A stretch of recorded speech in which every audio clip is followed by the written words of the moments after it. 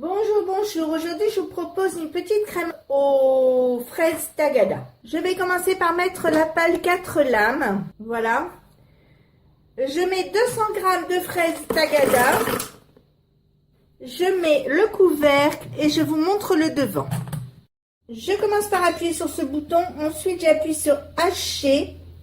Donc, vous voyez, 10 secondes, vitesse 6.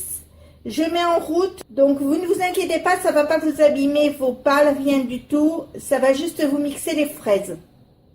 Je mets 3 jaunes d'œufs. Je vais garder les blancs pour une autre préparation. Je mets 30 g de sucre en poudre. Une cuillère à café comme ceci de maïzena. Et enfin, j'ajoute un demi-litre de lait. Je ferme le couvercle et je vous montre le devant.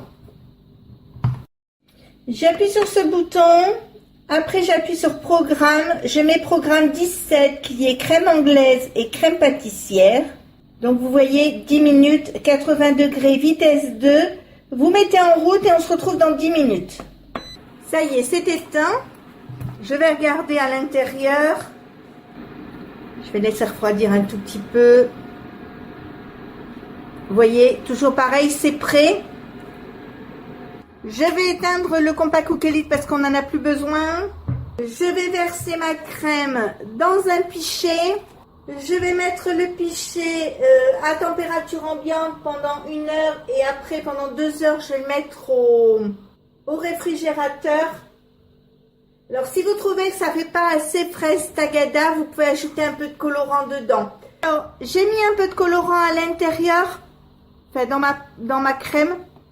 Et franchement, ça fait bien coloré. Bon, comme c'est un peu pour faire un truc un peu festif, c'est pas trop grave. Mais normalement, je mets pas de colorant. Mais là, j'avais envie d'en mettre un peu. Et puis, juste une pointe de couteau, et bien, ça a franchement coloré. C'est ce colorant-là. Et ben, la prochaine fois, j'en mettrai peut-être un petit peu moins encore. Donc maintenant, je vais laisser ma crème pendant 1 heure en dehors du réfrigérateur, pour qu'elle refroidisse à température ambiante. Et après, je la mettrai pour 2 heures au réfrigérateur. Si ma recette vous a plu, n'hésitez pas à mettre un j'aime, un commentaire ou tout simplement à vous abonner à ma chaîne. C'est facile, c'est rapide, c'est gratuit et ça fait toujours plaisir.